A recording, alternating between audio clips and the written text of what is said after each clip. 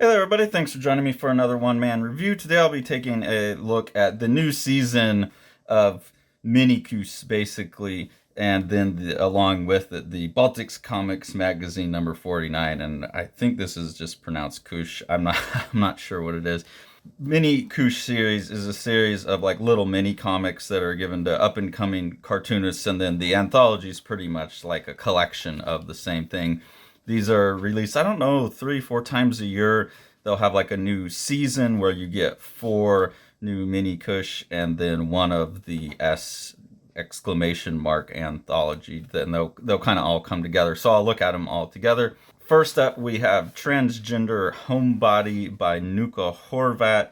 Just giving a quick look at what's inside of this. You get these pretty abstract pages here that are compilations of overlaid drawings that look like people in sexual positions and stuff. Some of the text in here: he proposes to my T-dick, he marries my throat, he commits to my identity until I girl boss all over his face. This one's obviously definitely about a sexual encounter from someone who's trans. The thesis of the book is summed up pretty much in this last little statement here. The home isn't ours anymore, or was it ever? These bodies aren't either, I think. And so they're talking about this idea of occupying a home, occupying the body as a home, thinking about those things in the same way.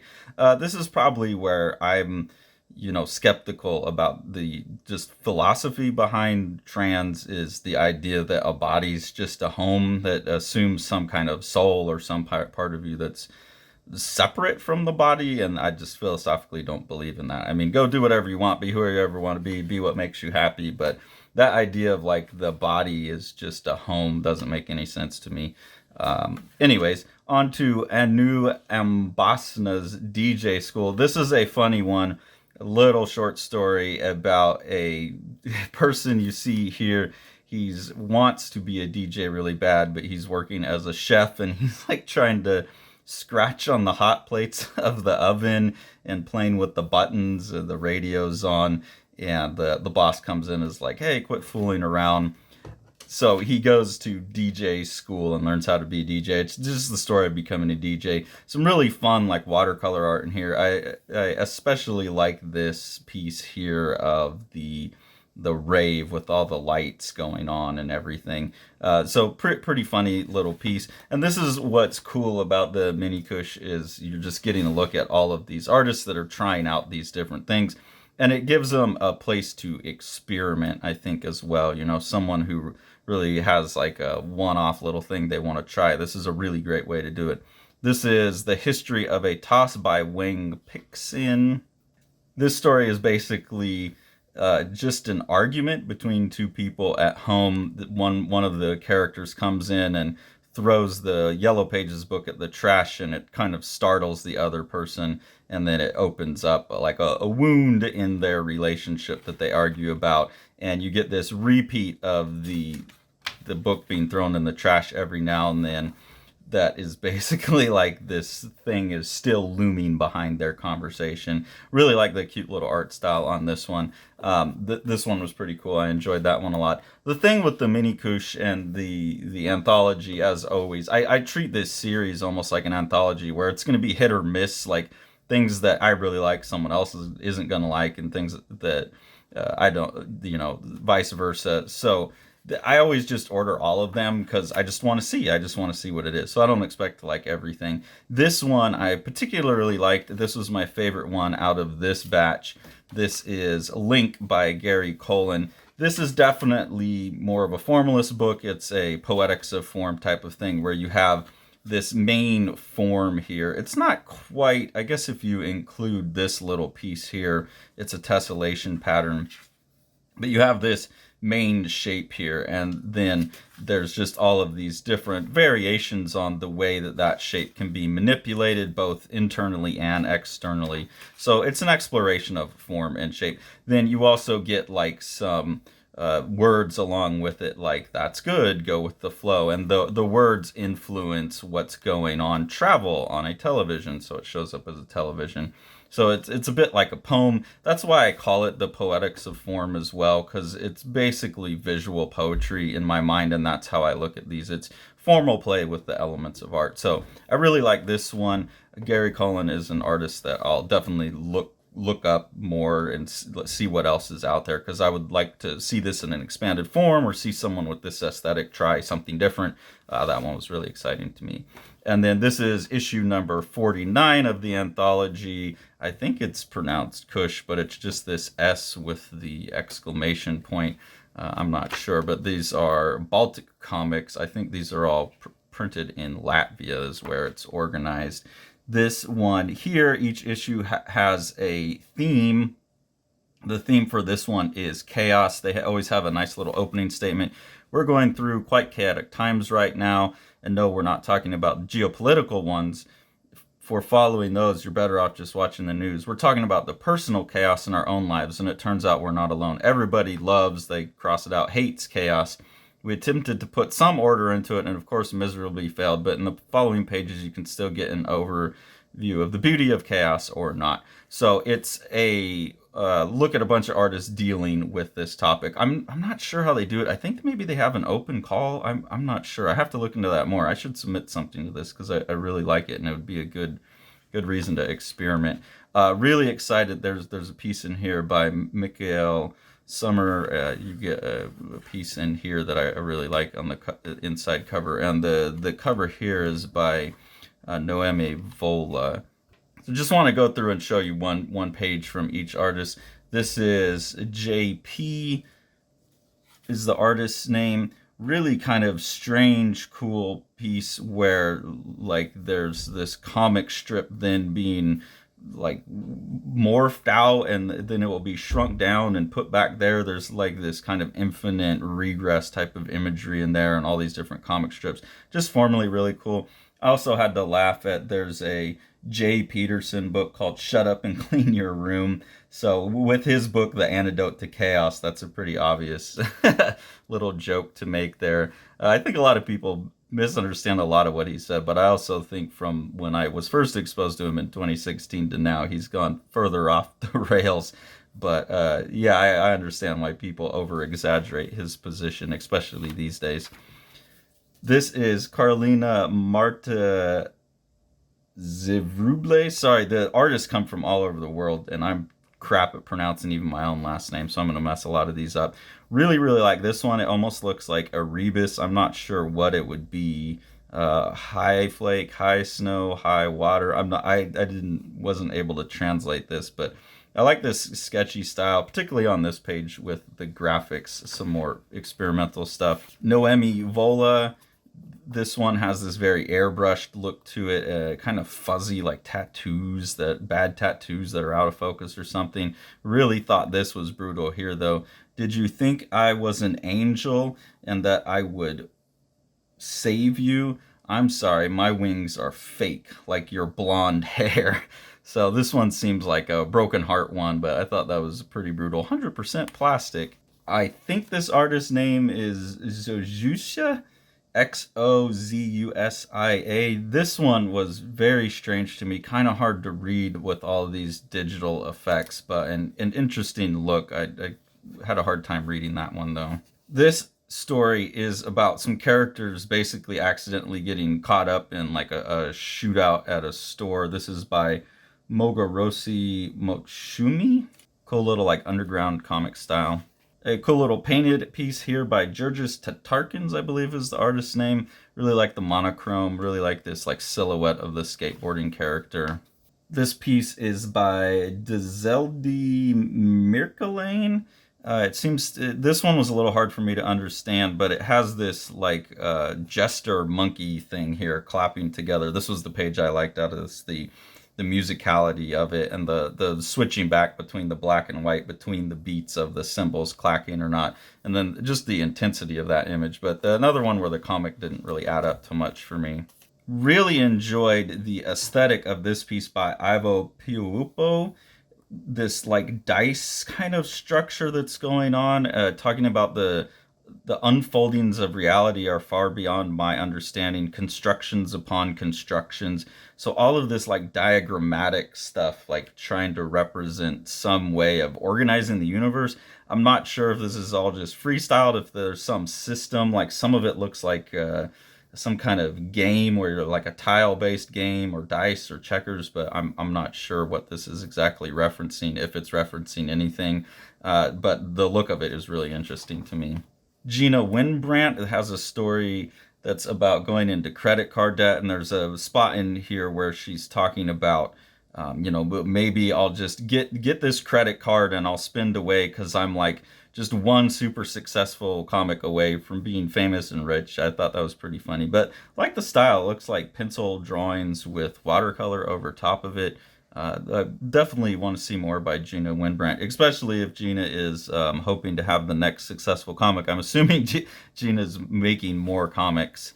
Some of these artists feel like people who are experimenting with comics for, the first time, or like not the first time, but it's just one part of their practice. Like Paul Wrightums in this piece looks to me much more like a photographer who's chopping up photos and then like laying one on top of the other or something. Like all of these look like cutout squares placed on top of, breaking up. Like this is a photo of a bar with a car in the snow, and then there's photos of flowers on top, and this is two different photos of a lake. I think probably from the same spot, just seen at different times of day. I think that's a really beautiful image. Not so much storytelling, but definitely playing with the visual of comics having different panels.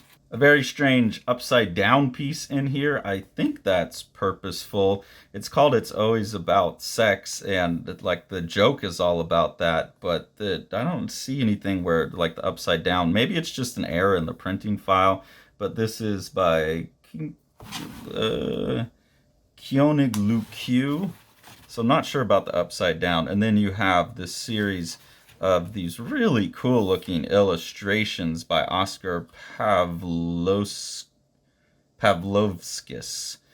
Really enjoy the painting style of these. This is another one where it's kind of on the border between illustration and comics, but because they've got the word balloons in there and there's sequential, it works. But really, really like the look of that. So that's another artist I'll be following up on and see if there's anything else that I want to get. Another one that's definitely more just like a collection of sketches. Didn't really get a story of this. This, hard to see the name, but it looks like Kasparis Grosevs. Really like this image here. The rest of the ones on this were a little much for me. Zane's Lamessa. Really like this sequence here of the kids playing. These are kids just kind of constructing a play thing here. But again, there's a rhythmic kind of musical nature to this. And I like the hand-painted look of this one. This is another artist that I'll probably follow up on. Aiden Koch. Aiden Koch is someone I've seen in a lot of different anthologies and always is responding to someone that's always catching my eye with really beautiful watercolors and approaches like this. So again, these really kind of subtle, they're not comics. They are comics, but they're more just like poetic arrangements of pictures than comics. I don't know what the difference between those is, but it feels a little bit different. But always like Aiden Koch stuff. Always happy to get some more of that. I think this artist's name is Majinye. I have no idea how to be pronouncing these things. An artist that looks like from Venezuela. Really enjoy the kind of underground cartooning style combined with these like weird, like computerized colors. These little tiki marks everywhere. This alien driving people around. Really, really cool images in there. Some of these artists, I would definitely like to see them like flow outside of their comfort zone and actually, try and do some paneling and stuff, but they're figuring out how to make like one-page illustrations in the comics. I do get a sense that a lot of people like this are usually working more in illustration, but it's cool to see them outside of their comfort zone as well. I could be wrong, but that's the impression that I get. This story here is by Donna Zayates. Again, kind of seems more like this combination of fine arts illustration type of stuff. Like I see these hanging in a gallery just as easily as I see them in a book. The thing that I really like about this one is it's basically the same drawing from the beginning, and it looks like, it's just getting redrawn. It's not just straight drawing on top, but it looks like it's getting traced off or something and then drawn on top of. So it's more like a combination of a poem and then the completion of a drawing unfolding before your eyes. And I think that's an interesting approach to comics making. It would be especially interesting if this artist were working like all on one piece of paper and just scanning it at different places, like a William Kentridge, the way he makes his animations by working all on one piece of paper with charcoal. I think that would be pretty cool. It's kind of like the comics version of that. Mikhail Summer here. Again, this is the artist that did the inside cover, and I really, really like the art style on here. The combination of what looks like pencil drawing, maybe some computer techniques to get all the colorization going in here. I thought this was a very, very cool piece. Walker Tate is doing this like poetics of form type of thing where a bathroom is falling apart, so you have all these pieces of the bathroom like the stopper coming out of the tub, but they get pretty abstract, weird compositions. Everything's bendy and loose, but it's kind of telling a story about the bathroom going crazy, but it's also just about the way that the shapes and the forms move throughout the piece. Really like that kind of stuff. And the comic ends with like this bit of advertising, also like just fake ads, little political commentary and stuff like that by Christopher Sparandio. This is an artist that I know as Pinko Joe on Instagram. Pinko Joe is someone whose political statements are always a bit like silly to me, a bit like purposely to one extreme, I think. But the production styles that, I mean, when you have your name as Pinko Joe, you're kind of saying where you're at politically. You're positioning yourself purposely far one way. But the production stuff that Pinko Joe does or that Christopher does is really, really fun. I don't know how much of it is collage and how much of it is actual art that's being made to look old. I think there's some kind of mix between them. Could be all collage. And just the really, really great control of the aging look, the ability to get the blacks looking kind of run down, the overprinting, but then also taking the time to make this QR code here. I haven't scanned it yet. I should scan it. But have like a QR code sticker on there. Down here, like even though this is Christopher's piece in the book, he's helping advertise for KUS Comics in Latvia, order today. So presenting like the old school style ads in books, and Pinko Joe's comics have that same aesthetic, these chopped out old wrinkled word balloons and stuff, and I really, really enjoy that aesthetic. But like to me, the ads and stuff, that's not so interesting to read. I read some of them, but for me, it's pure visual delight. So anytime I'm seeing this stuff in print, I'm happy as well. So that's the newest season of the mini KUS and the newest version of the anthology from KUS Comics. Really enjoy them. I would say that this, along with like maybe Rust Belt Review, are the two anthologies I really look forward to. This is definitely where you get the more experimental work, and then Rust Belt Review being more of like the writer's type of story-based anthology, it seems like. So I think this is one of the most important things going on in the underground of comics, and something I would encourage everyone to take a look at. They have a lot of these things, older issues, still available on their site, and the ones that are out of print, it seems like they're offering most of them free as PDFs. I've downloaded a lot of the PDFs, haven't had a chance to look at it. And at some point, I want to go and order. I would like to have as big of a collection of this as possible. It's just they've done a lot. Now, this is number 49, and they're putting out 4 of these every season. So that would be a big bill pretty quickly. But cannot recommend this company enough. I think this season wasn't my favorite. There's been previous videos I've done with KUS Comics where I really, really like had to pull out one or two and do their own video on them because I liked them so much. This one, not so much. This was my favorite one. But that's what it is. It's like to think about a series as an anthology where you're just kind of signing up for like, give me whoever. I'm cool with that. Ones where it's like, yeah, that was all right, or I didn't really like that. I'm willing to buy that just because, like, who knows? Like, I don't know what's going to be in them, and there are so many that hit and land for me. It's worth to have the ones that I'm ambivalent about. So I cannot recommend enough just leaning into what KUS is doing and supporting their whole entire line of products.